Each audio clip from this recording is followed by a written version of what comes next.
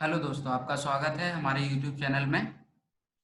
और आज हम पढ़ेंगे health care delivery system in India. India में किस तरह का डिलीवरी सिस्टम है, हेल्थ से रिलेटेड जो सर्विसेज हैं वो कैसे पहुंचती हैं आम नागरिकों तक। तो उसका जो स्ट्रक्चर है, जो डिलीवरी सिस्टम है, आज हम वो चीज पढ़ेंगे। तो आइए देखते हैं, आगे डिस्कस करते हैं। Health care system in India. तो health care system in India, इसमें health care provided by 5 major sector in India. जो इंडिया का जो हेल्थ सिस्टम है वो लोगों तक 5 तरीके से पहुंचाया जाता है। वो 5 तरीके, ताकि वो अप्रोप्रिएटली, वो एफोर्डेबल हो, उनको इजीली वो उसमें पार्टिसिपेट कर सकें, एक्टिवली उन्हें जो नेशनल वाइज जो पॉलिसीज या जो सेवाएं दी जा रही हैं वो आसानी से ले सकें। तो इसकी हम 5 जो मेजर सेक्टर्स हैं हम उनकी बात करेंगे, जिसमें पहला सेक्टर है हमारा public health sector. Public health sector को हम बोल सकते हैं गवर्नमेंटल जितने भी ऑर्गेनाइजेशन हैं, जैसे गवर्नमेंट हॉस्पिटल्स हुए, जितने भी गवर्नमेंट ऑर्गेनाइजेशंस हैं जो पब्लिकली सबके लिए हैं, पब्लिक है, तो उसको हम पब्लिक हेल्थ सेक्टर बोल रहे हैं। इसके अंदर हम बात करेंगे, जिसके पब्लिक हेल्थ सेक्टर के अंदर क्या क्या ऑर्गेनाइजेशन आती हैं हम उनकी बात करेंगे। तो पहला आप देख रहे हैं प्राइमरी हेल्थ केयर, दूसरा हमारा secondary health care and tertiary health care. ये सारे किसके अंदर है, हमने पब्लिक हेल्थ सेक्टर के अंदर देखा। हमने पब्लिक हेल्थ सेक्टर के अंदर देखा primary, secondary and tertiary health care services आती हैं। अब हम सेकंड बात करें तो सेकंड है प्राइवेट हेल्थ सेक्टर या प्राइवेट सेक्टर। तो प्राइवेट सेक्टर को हम बोल सकते हैं, जैसे हमारे जो प्राइवेट हॉस्पिटल्स हुए, जो नर्सिंग होम्स हैं, पॉलीक्लिनिक्स हैं, ये सारी प्राइवेट, जो जिन पर गवर्नमेंट गवर्नमेंट नहीं है, जो जैसे प्राइवेट हॉस्पिटल्स हुए, नर्सिंग होम हुए, पॉलीक्लिनिक, ये सारी प्राइवेट सेक्टर में आती हैं। तो थर्ड, और ये जनरल प्रैक्टिशनर्स जो होते हैं, जो अप्रोप्रिएटली जो पेशेंट को देखते हैं और वेल क्वालिफाई होते हैं, और पेशेंट को private as a private practitioner उनको देखते हैं, उनका उनका ट्रीटमेंट करते हैं, तो उन्हें हम जनरल प्रैक्टिशनर बोलते हैं। वो प्राइवेट सेक्टर के अंदर आएंगे। थर्ड पॉइंट की बात करें तो थर्ड है इंडिजीनियस सिस्टम ऑफ मेडिसिन। इस इंडिजीनियस सिस्टम ऑफ मेडिसिन में हम जो अदर हेल्थ केयर प्रोवाइडर्स हैं, अदर हेल्थ केयर प्रोफेशनल्स हैं, उनको रखा गया है, जैसे आयुर्वेदा, यूनानी, होम्योपैथी एटसेट्रा। मतलब जो हमारे स्वदेशी हैं, हम बोल सकते हैं जो हमारे स्वदेशी हैं, जो हमारे इंडिया में जिनका और ओरिजिनेशन हुआ है। तो जो आयुर्वेदा, यूनानी, ये सारी चीजें इंडिजिनस हेल्थ सिस्टम में आती हैं, जो कि एक हेल्थ का पार्ट है, हेल्थ सिस्टम का पार्ट है। और फोर्थ की बात करें तो इसमें वॉलंटरी हेल्थ एजेंसीज आती हैं, जैसे नॉन प्रॉफिट ऑर्गेनाइजेशन जितनी भी होती हैं, गवर्नमेंट ऑर्गेनाइजेशन और जितने एनजीओ होते हैं, जो नॉन गवर्नमेंट है और नॉन प्रॉफिट ऑर्गेनाइजेशन है, वो सारी वॉलंटरी हेल्थ एजेंसी में आती हैं। जैसे एग्जाम्पल के तौर पे आप देख रहे हैं, यहाँ पे लिखा हुआ है नॉन प्रॉफिट और नॉन गवर्नमेंट एनजीओ एटसेट्रा। ऐसे ही अगर हम फोर्थ की बात करें, फोर्थ की हमने बात कर ली वॉलंटरी हेल्थ एजेंसी। अब फिफ्थ की बात करते हैं, तो फिफ्थ है हमारा नेशनल हेल्थ प्रोग्राम। जितने भी नेशनल वाइड जो प्रोग्राम चलते हैं, चाहे वो ट्यूबरकुलोसिस का हो, चाहे वो लेप्रोसी का हो, चाहे वो आयोडीन डिफिशियंसी प्रोग्राम हो, जितने भी प्रोग्राम चलते हैं वो सबको हमने किसके अंदर रखा है, नेशनल हेल्थ प्रोग्राम। तो ये हमारे 5 मेजर जो सेक्टर हैं, हेल्थ सेक्टर इंडिया में जो डिलीवरी सिस्टम है हेल्थ केयर का, वो ये मेन जो 5 सेक्टर हैं।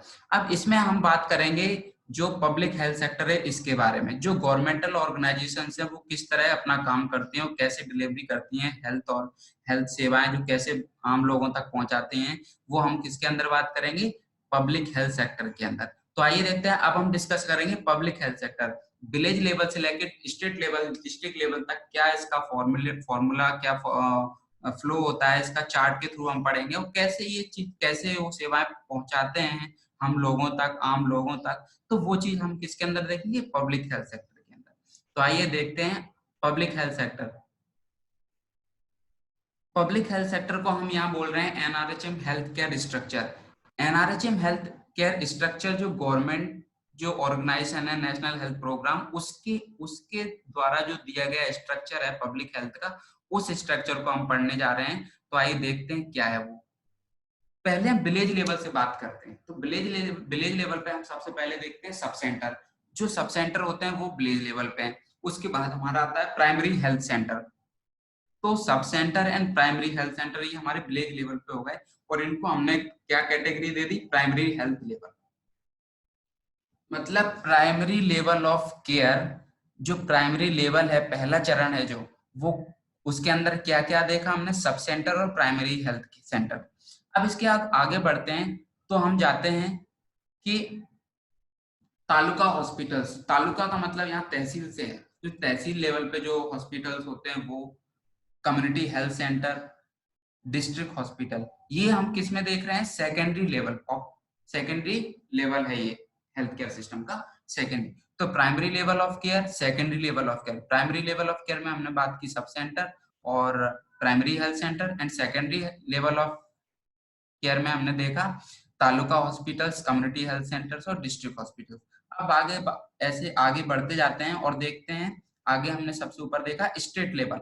अब हमने क्या बात की थी, हमने पहले विलेज लेवल की बात की, फिर उससे आगे बढ़े हम नीचे से ऊपर की ओर जा रहे थे अभी, विलेज लेवल, फिर विलेज लेवल से डिस्ट्रिक्ट लेवल, ब्लॉक लेवल, ये सारी चीजें। अब हम पहुंच गए कहाँ, स्टेट लेवल। आप देख रहे हैं यहाँ पे लिखा हुआ है स्टेट लेवल और यहाँ लिखा है विलेज लेवल।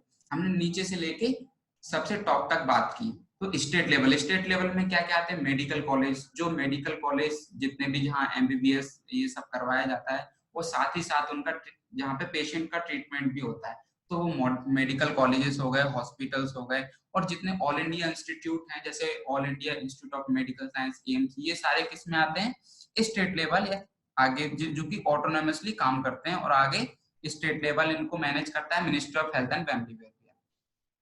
तो ये सारी चीजें देखी, ये हमारा किसके अंदर आ रही है, टर्सरी लेवल।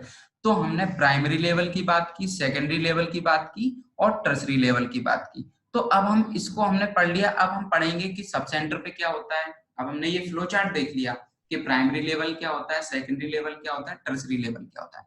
अब हम क्या करेंगे, अब हम पहले सब सेंटर प्राइमरी लेवल को पढ़ेंगे, यानी सब सेंटर को हम डिटेल में पढ़ने की कोशिश करेंगे, फिर प्राइमरी हेल्थ सेंटर को पढ़ने की कोशिश करेंगे, फिर community health centre, district hospital और स्टेट लेवल जो भी जितनी सेवाएं होती हैं उन सबको हम पढ़ने की कोशिश करेंगे और उसको समझने की कोशिश करेंगे कि वो कैसे काम करती हैं, क्या उनका एक फॉर्मूला होता है काम करने का, क्या स्ट्रक्चर होता है जो गवर्नमेंट ने डिसाइड कर रखा है, उसी वे में जो फ्लो चलता है, वो चीज हम आगे डिस्कस करेंगे।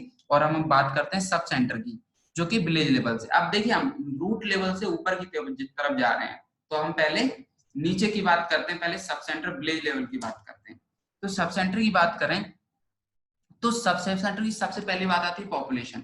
तो पॉपुलेशन की बात करें तो जो एक सब सेंटर है वो कितनी पॉपुलेशन को कवर करता है, बात यहाँ आती है।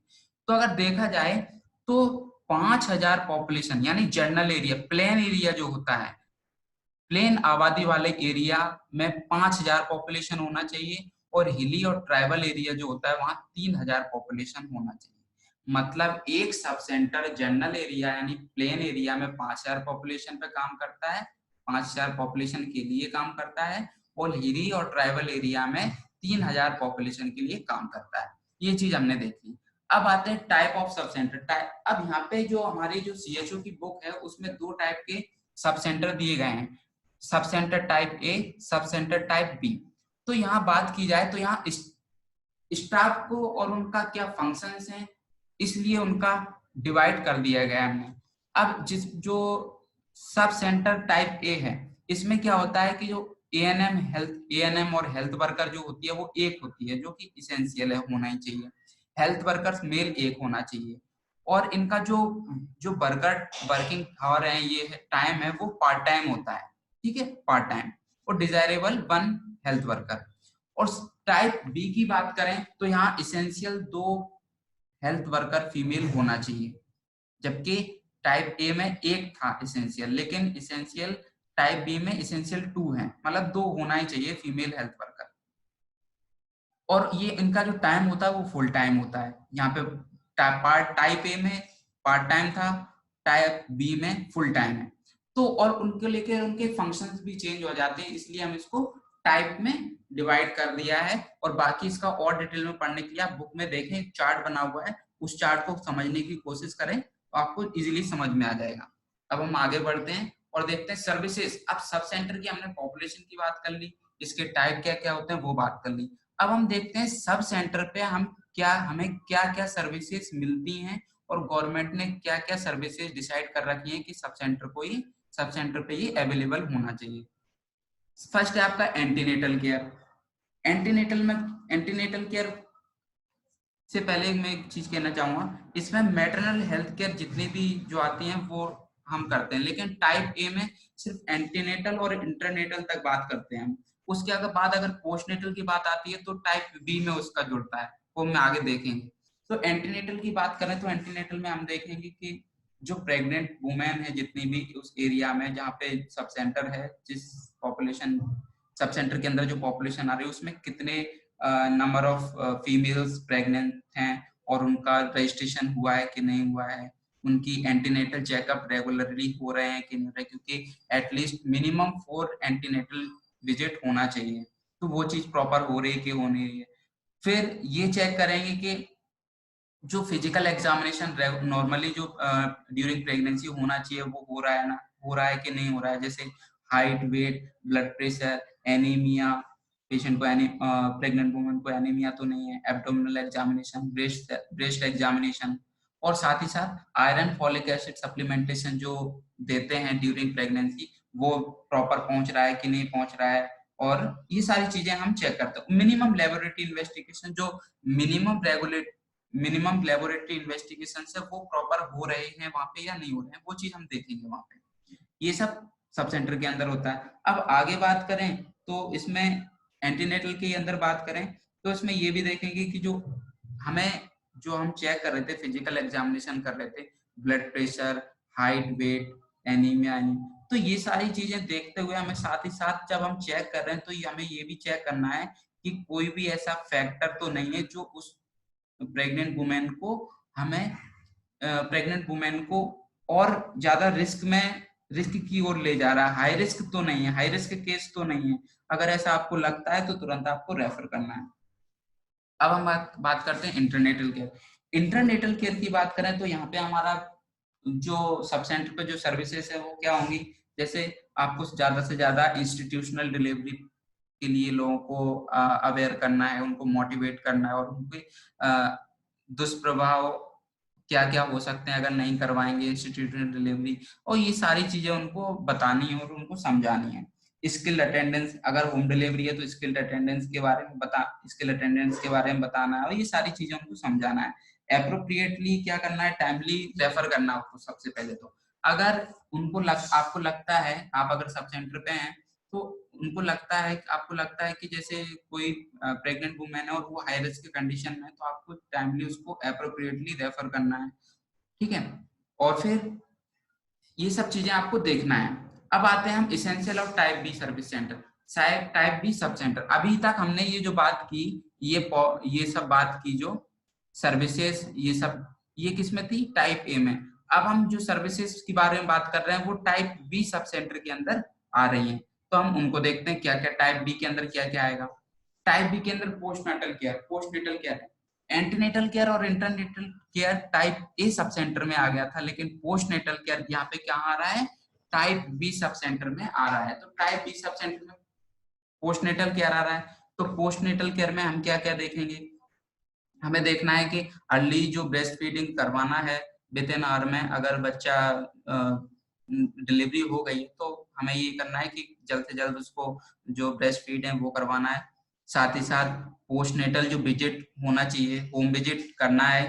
प्रॉपर ये देखना है कि होम विजिट जो सब सेंटर के थ्रू जो हेल्थ वर्कर जा रही थी उसको देखने, वो प्रॉपर वहां तक पहुंच रही है या नहीं पहुंच रही है, वहां तक उसको सर्विसेज पहुंच रही है या नहीं पहुंच रही है जो पोस्टनेटल मिलना चाहिए उसको। तो वो सारी चीजें आपको देखना है।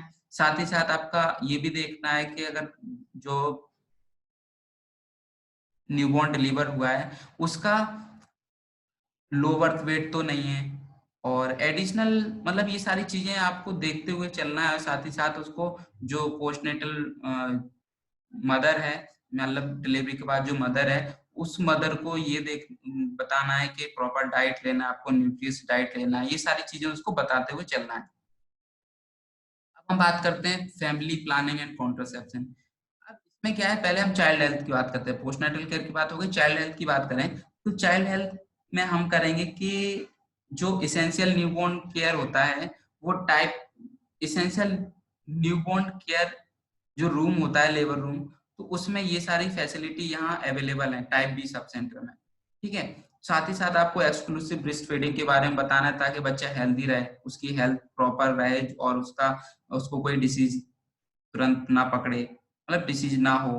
तो ये सारी, क्योंकि आप एक्सक्लूसिव ब्रेस्ट फीडिंग करवाते हैं तो अदर फैक्टर उसमें इन्वॉल्व नहीं होते जो कि डिसीज कॉज करते हैं, तो वो ज्यादा उसकी इम्यूनिटी बूस्ट करता है और ये सब, क्योंकि मदर के द्वारा नेचुरल इम्यूनिटी जो प्रोवाइड होती है वो सब मिल्क के थ्रू वो सब चीजें होती रहेंगी। ये चीज आपको मदर को बताना है कि प्रॉपर ब्रेस्ट फीडिंग करवानी है।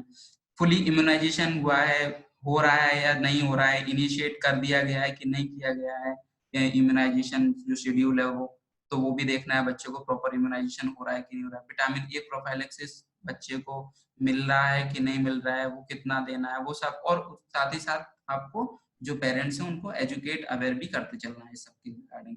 फिर आपको ये भी देखना है कि प्रिवेंशन, आपने जब इम्यूनाइजेशन दिया तो आप उनको ये भी बताना है कि इम्पोर्टेंस ऑफ इम्यूनाइजेशन क्या है, इससे बच्चे को बीमारियां नहीं होंगी।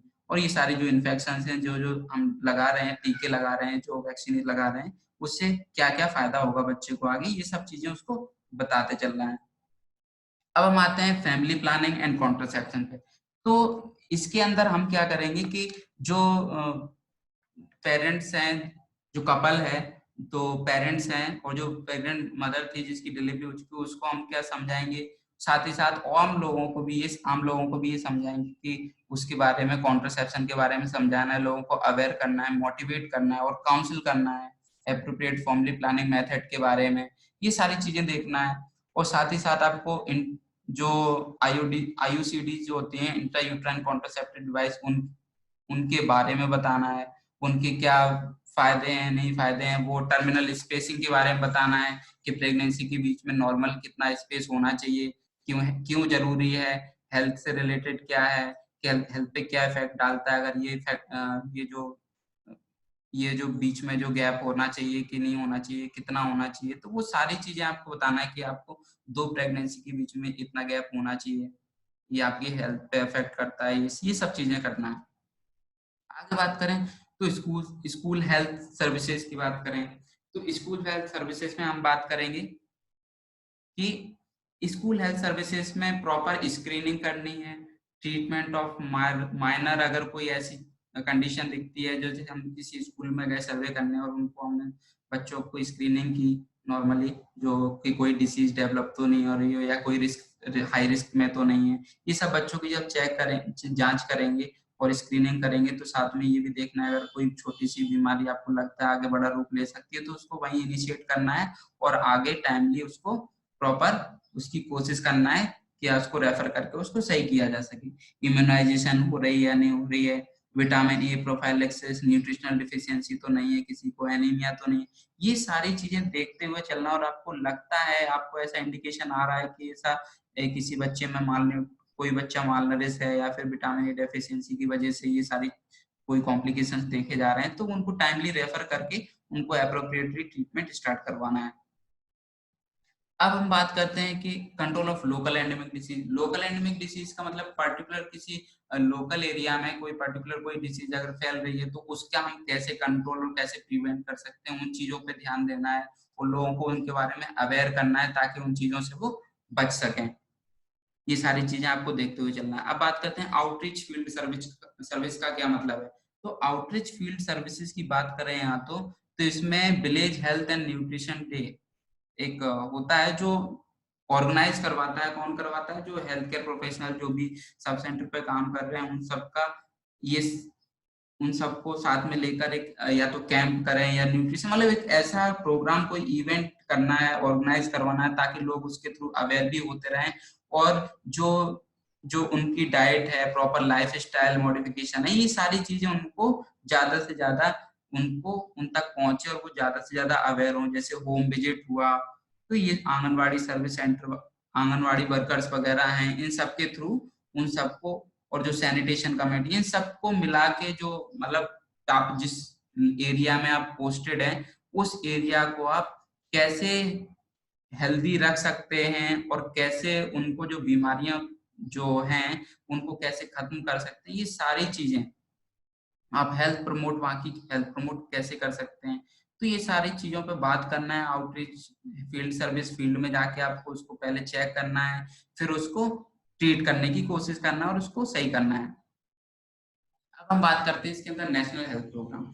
तो इसके अंदर मैं आपको पहले बता दूं, जितने भी हेल्थ जो नेशनल हेल्थ प्रोग्राम हम पढ़ेंगे, इन सभी नेशनल हेल्थ प्रोग्राम में हम यहाँ इम्प्लीमेंट इनिशिएट क्या कर रहे हैं, यहाँ सिर्फ हेल्थ एजुकेशन उसको प्रमोट कर रहे हैं। इस लेवल पे सब सेंटर पे हम उसको प्रमोट कर रहे हैं और डॉक्यूमेंटेशन करेंगे। अगर कोई केस आता है तो वो एक अलग बात है, लेकिन ज्यादा ध्यान हम किस पे देंगे, सब सेंटर पे हम ज्यादा ध्यान देंगे उन चीजों को प्रिवेंट करने पे और उन चीजों के बारे में अवेयर, लोगों को अवेयर करने के लिए और ज्यादा से ज्यादा लोगों को मोटिवेट करने के लिए और उस चीज के बारे में बताने के लिए। या हम इम्प्लीमेंट नहीं करेंगे, ठीक है। सब सेंटर पे हम अवेयर कर रहे हैं लोगों को, और वो ना हो उसके बारे में अवेयरनेस फैला रहे हैं कि कम से कम केसेस यहाँ पे डेवलप हो। तो जैसे नेशनल एड्स कंट्रोल प्रोग्राम है, तो इन सब के बारे में हमें उसमें कॉन्ट्रासेप्टिव मेथड के बारे में बताना है कि उनको HIV ना हो, क्या क्या वो प्रोटेक्शन वगैरह सब यूज कर सकते हैं और कैसे अपने आप को एड्स से बचा सकते हैं। और अगर कोई पेशेंट है तो उसका ART, एंटी रिट्रोवायरल थेरेपी जो है वो प्रॉपर चल रही है नहीं चल रही है, वो आगे आपको रेफर करना है, ठीक है। और उसके बारे में आपको अवेयरनेस करना है कि कैसे कैसे फैलता है और कैसे रोक सकते हैं, रोकथाम पे इन सब चीजों को बताना है, ताकि वो लोग अपने लेवल पे उसको उससे सतर्क रहें और उससे बचने की कोशिश करें, जो आम जनता है। अब आते हैं नेशनल वेक्टर बॉर्न डिसीज। तो नेशनल वेक्टर बॉर्न डिसीज के बारे में बात करें तो इसमें हमें क्या करना है, रैपिड डायग्नोस्टिक टेस्ट करना है वहाँ सब सेंटर पे, और जो ब्लड स्लाइड्स हैं वो बनाना है पेशेंट की, कि कोई डायग्नोस करना है कि मलेरिया तो नहीं है। तो ये सारी चीजें आपको vector borne disease control programme के बारे में बताना है, और लोगों को बताना है कि साफ सफाई रखें आसपास, ताकि जो मच्छर और जो डेंगू वेंगू है वो सब मतलब डेवलप ना हो, और आगे जो रिस्क फैक्टर था उसको आप वहीं के वहीं खत्म कर सकें। लोगों को ज्यादा से ज्यादा अवेयर करना है इन सब प्रोग्रामों के बारे में। जैसे नेशनल लेप्रोसी इरेडिकेशन प्रोग्राम है, तो इसमें क्या करना है, इसके साइन सिम्टम्स क्या होते हैं, क्या कॉम्प्लिकेशंस हैं, और कैसे ये इसका अगर हो जाता है तो इसका ट्रीटमेंट कैसे आप ले सकते हैं, फ्री ऑफ कॉस्ट है जो गवर्नमेंट, फ्री ऑफ कॉस्ट है जो गवर्नमेंट प्रोवाइड करवाती है। तो इन सारी चीजों के बारे में आपको बताना है उनको, और इसके क्या साइन सिम्टम्स होते हैं, कैसे पहचानना है, ये सब चीजें पे, इस सब चीजों पे भी ध्यान देना है। जैसे revise national tuberculosis control programme है, तो इसमें क्या करना है, रिवाइज नेशनल ट्यूबरकुलोसिस प्रोग्राम में आपको अगर कोई आपको लगता है कि सस्पेक्टेड जो पेशेंट है जिसको प्रॉपर खांसी चल रही है काफी टाइम से, और जैसे खांसी चलती है इसमें काफी टाइम तक, और जो फीवर देखने को मिलता है, और साथ ही साथ जो नाइट स्वेटिंग देखने को मिलेगी, जो क्लासिकल साइन है, इन सब चीजों पे आपको ध्यान देना है। और अगर आपको लगता है कि कोई पेशेंट सस्पेक्टेड है कि उसको TB हो सकती है, तो कोशिश करना है उसको टाइमली रेफर करके, और उसका जो डॉट्स थेरेपी है, जो प्रोविजन ऑफ डॉट्स थेरेपी है जो गवर्नमेंट ने प्रोवाइड करवा रखा है, कि उसको अगर किसी को TB हो जाती है फ्री ऑफ कॉस्ट दिया जाएगा उसको ट्रीटमेंट, तो वो सारी थेरेपी स्टार्ट करवाना उस पेशेंट की, ये आपकी जवाबदारी है, बनती है। कि आपके अगर आपके एरिया में कोई ऐसा पेशेंट है, आपको लगता है इसको TB है, तो उसकी जल्द से जल्द डॉट्स थेरेपी स्टार्ट करवाना, और उसको एजुकेट करना है उसके बारे में, और उसको सब चीज बतानी है, डिटेल में समझाना है उसको। अब आते हैं national programme for control of blindness. तो इसमें क्या करेंगे, अगर कोई पेशेंट है जिसको विजन लॉस हो रहा है, जिसको कैटरेक्ट की शिकायत है, या जिसको ग्लूकोमा की शिकायत, तो इन सब चीजों को हमें टाइमली और अर्ली स्टेज में हमें उसको पकड़ना है, समझना है। अगर उसको लगता है कि ये सस्पेक्टेड है तो उसको टाइमली रेफर करके और उसको प्रॉपर ट्रीटमेंट स्टार्ट करवाना है, जो भी गवर्नमेंट के अंदर गाइडलाइन दी गई हैं और उस प्रोग्राम की रिगार्डिंग। तो वो सब चीजें के बारे में आपको आपके एरिया में समझाना है लोगों को, और ज्यादा से ज्यादा लोगों को मोटिवेट और अवेयर करना है उसके बारे में। अब आते हैं national programme for prevention and control of deafness. तो इसमें क्या होगा, जल्द से जल्द हमें ये सस्पेक्ट करना है सबसे पहले तो, कि किसी को डीफनेस हो रही है, किसी को सुनाई कम दे रहा है। इन सब चीजों के अर्ली स्टेज में अगर हम आइडेंटिफिकेशन कर लेंगे, तो इसको प्रॉपर एक चैनल के थ्रू जो गवर्नमेंट ने बनाया है, उस प्रॉपर चैनल के थ्रू आप उनको वो चीज बता सकते हैं, ताकि वो जल्द से जल्द अपने आप को उस चीज से उस चीज से वो अपने आप को निजात कर सकें, उस चीज को अपने आप को छुटकारा दिला सकें। तो इन सब चीजों के बारे में उनको अवेयर करना है, एजुकेट करना है, ताकि कम से कम इलनेस के वो शिकार हों। जो चीज आगे जैसे कैटरेक्ट बनने वाला है तो उसको हम कैसे कम कर सकते हैं, या फिर क्या क्या क्या मेजर्स हैं जो जिससे हम उसको कम कर सकते हैं और कंट्रोल कर सकते हैं और प्रिवेंट कर सकते हैं बढ़ने के। तो वो सब चीजें आपको बतानी है जो गवर्नमेंट की गाइडलाइन है उस प्रोग्राम के अंडर में। नेशनल मेंटल हेल्थ प्रोग्राम, इसमें क्या करना है आपको कि कोई भी जैसे नेशनल मेंटल हेल्थ प्रोग्राम के अंदर अगर कोई पेशेंट आपको ऐसा सस्पेक्टेड है कि इसको माइनर मेंटल हेल्थ कोई इलनेस दिखाई दे रही है, कोई मेंटल डिसऑर्डर आपको लग रहा है कि ऐसा हो सकता है, तो वो टाइमली आपको उसको फॉलो अप के लिए रेफर करना है और ट्रीटमेंट उसका इनिशिएट करवाना, स्टार्ट करवाना, ताकि वो उस चीज से जो उसको माइनर इलनेस है वो मेजर में वो चेंज ना हो, उससे पहले ही हम उसके लिए जो मेजर्स ले सकते हैं वो कर सकते हैं और उसको उस चीज से छुटकारा दिलाने की कोशिश कर सकते हैं। अब जैसे national programme for prevention and control of cancer, तो इसमें क्या करेंगे, अगर आपको टाइमली चेक करना है कि कैंसर के कोई साइन सिम्टम दिख रहे हैं अगर किसी पेशेंट में, तो उसको टाइमली कैसे कंट्रोल कर सकते हैं, कैसे उसकी थेरेपी, कैसे उसका ट्रीटमेंट स्टार्ट कर सकते हैं, वो सारी चीजें आपको बताना है उसको पेशेंट को और एजुकेट करना है। मेनली सब सेंटर पे हम मेनली जो फोकस करते हैं वो करते हैं लोगों को उस प्रोग्राम के बारे में अवेयर करना, उसके साइन सिम्टम बताना, उसको एजुकेट करना, उसके कॉम्प्लिकेशंस बताना, उससे कैसे बच सकते हैं ये सब बताना। मेनली हम सब सेंटर पे हेल्थ एजुकेशन के बारे में ज्यादा फोकस करते हैं और इम्प्लीमेंटेशन की बात हम आगे करेंगे। यहाँ पे इम्प्लीमेंटेशन कम से कम कर रहे हैं, लेकिन हमारा मेन गोल क्या है यहाँ पे, ज्यादा से ज्यादा लोगों को उन प्रोग्राम्स के बारे में अवेयर करवाना और ज्यादा से ज्यादा उस प्रोग्राम के बारे में लोगों को जानकारी देना और ज्यादा से ज्यादा डिसीज को लेके पेशेंट को और वहाँ के लोगों को बचाना। वो कैसे बचा सकते हैं, हेल्थ एजुकेशन देके, ज्यादा से ज्यादा हेल्थ एजुकेशन, ज्यादा से ज्यादा उनको अवेयर करें, ज्यादा से ज्यादा उनको समझाएं। तो ये सारी चीजें उनको बतानी है। जैसे नेशनल तंबाकू कंट्रोल प्रोग्राम, इन सब के तहत उनको बताना है कि कैसे कम कर सकते हैं, इससे क्या हो सकता है, आपको क्या आगे क्या फ्यूचर में प्रॉब्लम आ सकती है, ये सारी चीजें उनको बताना है। अब यहाँ सब सेंटर की हमने